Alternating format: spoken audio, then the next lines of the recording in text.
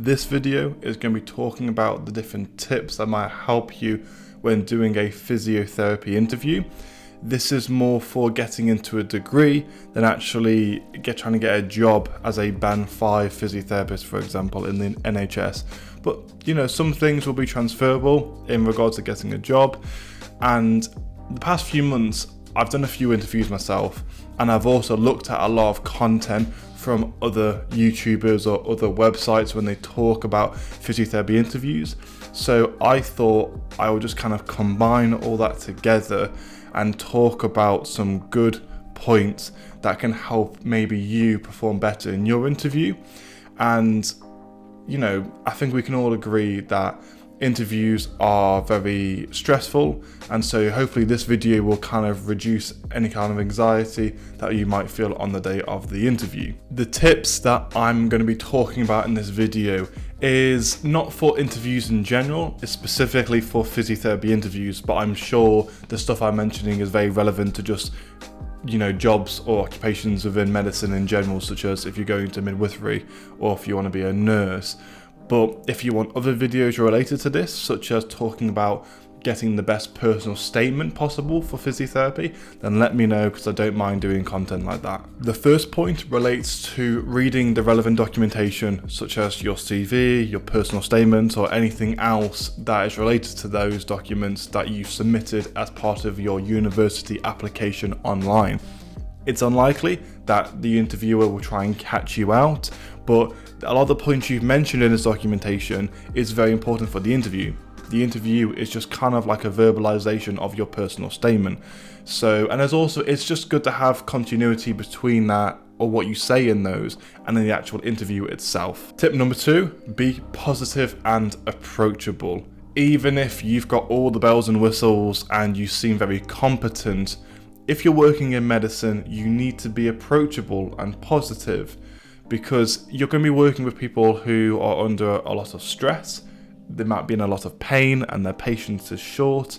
And if you're miserable as well, it's just kind of compounding on negativity. So you need that positivity to kind of reinforce a healthy environment between you and the patient. And if you are positive in the interview, your interviewer will pick up on that. Number 3, one of the most important points in this is referring to the NHS Constitution. What is the NHS Constitution? This constitution relates to the values that a practitioner working within the NHS is expected to have. And that's for doctors, nurses, physiotherapists, many different practitioners. Why is reading up on this document so important? It's important for 2 reasons. Firstly, the qualities that are within the Constitution, such as empathy. If you don't have them, you might not be a good pick for medicine, because if you're not empathetic, for example, you straight up should not go into medicine. You need that drive to want to help people and to want to improve their quality of life. Secondly, the reason why it's really important to look at this is because the interviewer is going to be marking you based on the criteria comparing to the values within that constitution. And the reason I'm doing that is because of what I mentioned previously, in that practitioners within the NHS are expected to have these qualities. So it's likely you'll end up working within the NHS potentially, even if it's only for a few years. So it's really important you need to read up on this document and become extremely familiar with it. If you want to look at it, a link in the description for it will be there down below. Number 4 relates to the roles and responsibilities of a physiotherapist. When you're doing the interview, the interviewer will know that you're going to be spending a lot of money, a lot of time, and a lot of energy on the degree that you are applying for. So if you don't know what you're getting into, that doesn't really look very good on you. It makes you seem like you're not proactive and you're not organized and you don't think things through.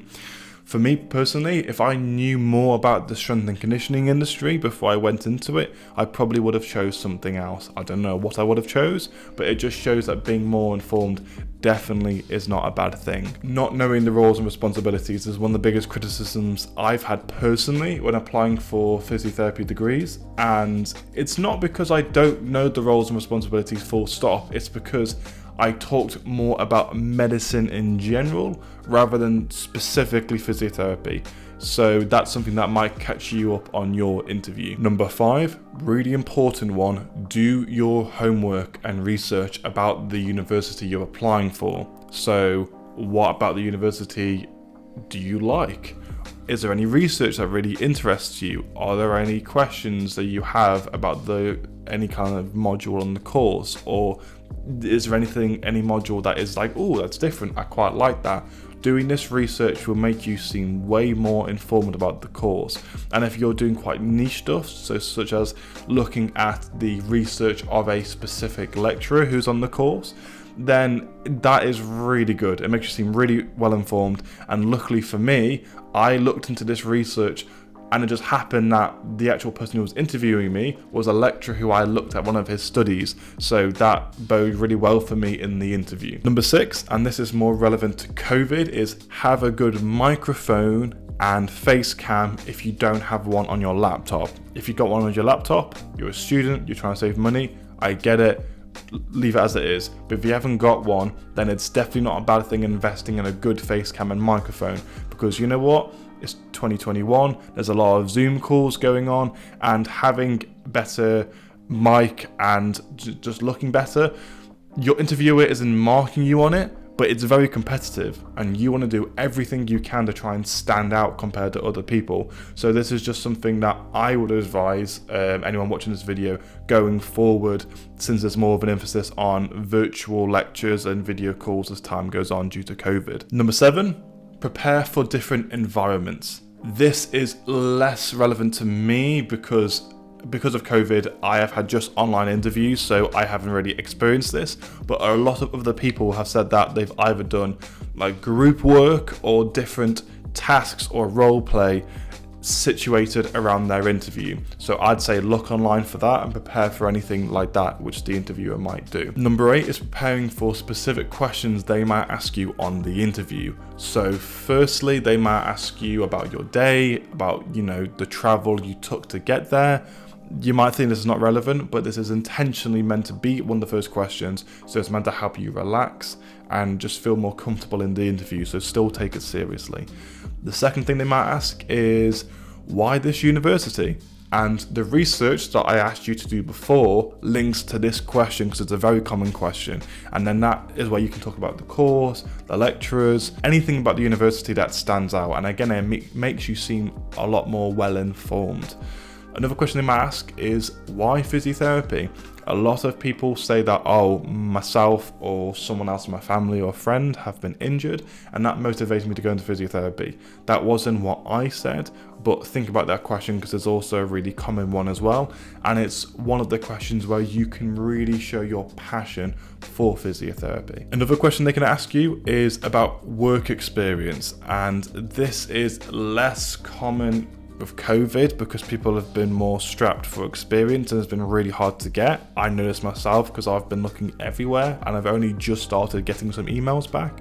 But try and be proactive in any way you can. If you can't get experience, then try and contact some lecturers or for a course, or some practitioners, and just try and ask them some questions, or try and have a Zoom call with them. Just try and do anything you can to try and get experience. So for example, a few months ago, I did a virtual medical GP related work experience day on Zoom where they talked about interpersonal skills, taking patient history, etc. Stuff that's still really, really relevant to physiotherapy. It's really hard, I understand, but there is stuff like that out there. Another question they might ask is, why are you suited towards physiotherapy? Why are you good at being a physiotherapist? And it's really important not to undersell yourself here. Be confident, know the things you've done, and know how to sell them. This could be being good at teamwork, communication, being physically fit, and give examples for these as well. Again, don't undersell yourself, be confident, and think of the attributes that you have that are really relevant for physiotherapy. I won't go into all of them because there's loads of different examples. Look at them online and then compare yourself to that and think, how do you demonstrate those values? The last one to say, this is less common, but this has happened to me in one of my interviews, is they might give you specific scenarios. So one of the scenarios that I was asked was, okay, if you are mentoring another assistant or other kind of practitioner and they have forgot to wash their hands, how would you go about it? And like a couple of points that I said was, okay, try and remind them gently so the patient can't hear, because if they hear that you're not clean and hygienic, it'll make them worried, especially at a time like COVID. Don't try and berate them. They might have just forgot. I'm sure they're not a heathen who doesn't wash their hands. Just let them know, hey, reminder, wash their hands, etc. I could talk about this more, but that's just one example that I was given. So they might give you specific scenarios to talk about, so be prepared for that as well. Number 9, and this is something that a lot of people won't do or prepare for in their interviews, and this is something that really makes you stand out compared to other people, and is asking questions at the end. By doing this, you will seem way more informed and curious and enthusiastic about the course that you are applying for. The questions you can ask is, what are the placement likes? Are there any elective placements? Ask questions about the module and the course, why is this module running this way? And again, it shows good enthusiasm about the course. So those are the main tips I would say about the interview. If you want to know more about why I am switching from strength and conditioning to physiotherapy, there'll be a link to that video down below. So I hope those tips helped you. And even if they give you some kind of reassurance or they reduce anxiety, that is still really important, because that will help you perform on the day. Good luck for your interview whenever it is, and I hope you have a good day.